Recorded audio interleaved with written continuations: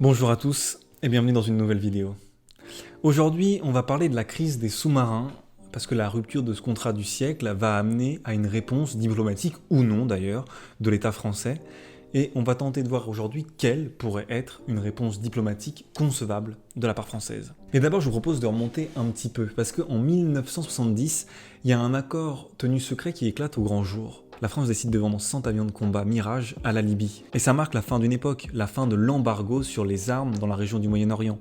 C'est une volte-face majeure dans la politique extérieure. Washington, Jérusalem et Londres évoquent une traîtrise totale de la part de la France. Et 50 ans plus tard, c'est la France qui se plaint de trahison. Aujourd'hui, on va donc tenter de démêler et de reprendre le fil de l'histoire. Le 26 avril 2016, un court communiqué de l'Élysée sort au grand jour. Il est rendu et il dit « Un accord historique et exceptionnel vient d'être signé ». Le gouvernement australien de Malcolm Turnbull a en effet sélectionné la société DCNS comme le partenaire international idéal pour la conception de 12 sous-marins du futur en remplacement de 6 sous-marins Collins. C'était des sous-marins suédois qui étaient assez vieillissants. En fait, cet accord prévoit un partage de l'innovation technologique et industrielle et en tout, ça va permettre la création de 2800 postes. D'ailleurs, je vous laisse avec la vidéo de Jean-Yves Le Drian qui expliquait à l'époque pourquoi cela présentait finalement une force majeure de la France. C'est une grande victoire de l'industrie française, c'est une grande victoire de l'industrie navale française, c'est une grande victoire aussi pour toute l'équipe qui a travaillé auprès de moi, que ce soit des CNS avec la qualité de ses ingénieurs, de ses techniciens, de ses salariés. La question qu'on pourrait se poser, c'est alors pourquoi à ce moment l'Australie veut-elle investir dans des sous-marins? D'abord parce que c'est une stratégie pour contrer la Chine.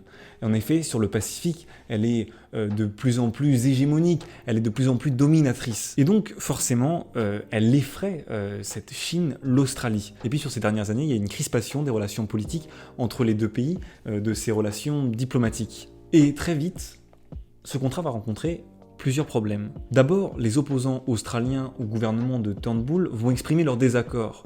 Pourquoi? Parce qu'il y a deux points majeurs. D'abord, il y a des documents classés secrets, défense française, qui vont fuiter. C'est pas n'importe quel document en plus, ce sont des documents qui présentaient les sous-marins indiens qui ont été produits par la France. Et donc ça, forcément, ça fait exploser de rage les Australiens. En plus, la société DCNS n'est absolument pas mise en compétitivité, donc ça ne leur plaît pas du tout non plus. Mais Turnbull ne cède pas, et il construira bien des sous-marins franco-australiens. La DCNS, entre-temps, elle est devenue Naval Group, et puis elle prend un retard assez important dans la conception de ces sous-marins. Donc ça entraîne forcément un retard dans les signatures, et ça non plus, ça ne plaît pas aux Australiens qui émettent encore de nouvelles réserves. Donc il y a des nouvelles plaintes dans l'opposition, et puis il y a ce rapport financier qui n'a de cesse d'augmenter. D'abord, en 2016, c'était 50 milliards de dollars qui étaient prévus, en 2018, 80, et en 2080, ça va monter jusqu'à 145 milliards, donc c'est une somme bien plus importante que ce qui était censé être prévu à la base. Et malgré tout, l'accord reste, il est même complètement signé le 11 février 2019, et dans un tweet, Florence Parly écrit « Confiance ». Ce que la France et l'Australie signent aujourd'hui est l'aboutissement d'un travail intense qui engage nos deux pays pour les 50 prochaines années. Parce que ce contrat, il s'étale. C'est pas uniquement la production des sous-marins, ça va encore un peu plus loin puisque c'est aussi l'entretien de ces sous-marins. Il y a un autre événement majeur, c'est le 12 juillet 2019, parce que c'est l'inauguration et le lancement du sous-marin Suffren, le premier de la génération Barracuda. Linda Reynolds, qui est la ministre de la Défense, se rend en France. Elle rencontre Emmanuel Macron et visite avec lui les nouveaux sous-marins. Et elle se dit très heureuse, elle paraît même honorée de cette rencontre.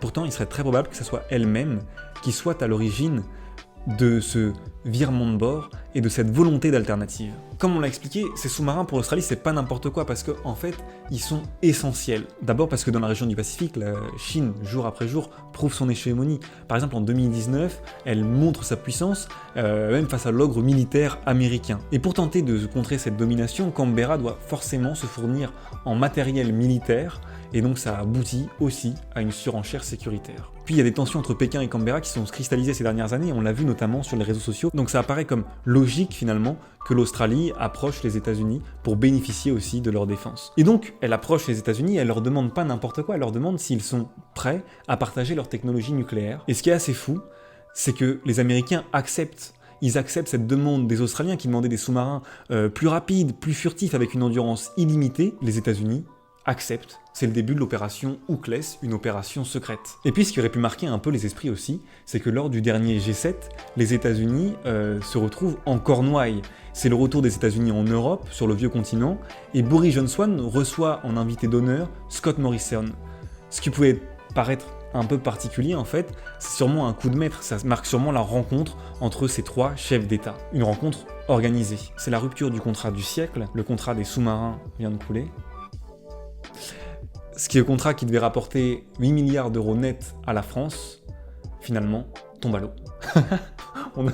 on adore les jeux de mots, c'est incroyable. Alors, je bois un petit coup d'eau. Que peut-il se passer ensuite? La rencontre au G20, d'abord, risque d'être tendue, parce que l'inélégance de ce nouveau traité entre alliés a marqué les esprits. Ça sera le 30 et le 31 octobre, il y aura normalement une discussion entre Emmanuel Macron et le président américain Joe Biden. Et puis il faut raisonner globalement, parce que si on prend le problème globalement, justement, dans sa globalité, il y a un autre problème, c'est un problème d'espionnage. Comment ça se fait que la France n'ait pas vu ce coup-là venir? Normalement, on dit qu'on s'espionne pas entre alliés. En réalité, on s'espionne sans se le dire, donc c'est le principe, on s'espionne tout court. Maintenant, la question qu'on est en droit de se poser, c'est comment la France peut réagir.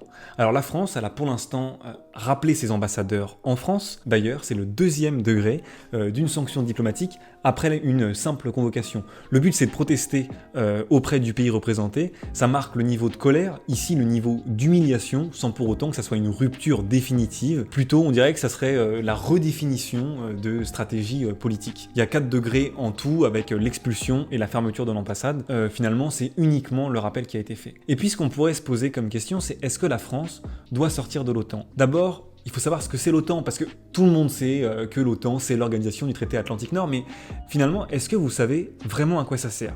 Eh bien, il y a deux principales tâches que l'OTAN développe. Il y a une tâche politique.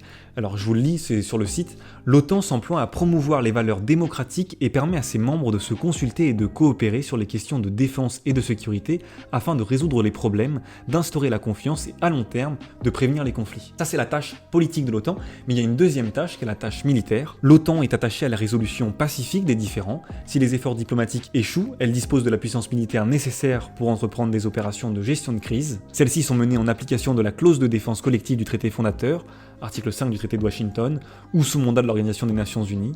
Donc, en fait, c'est-à-dire que l'OTAN a une force militaire. Est-ce que la France peut sortir de l'OTAN? Et bien là encore, une fois, je vous propose de remonter un peu le fil.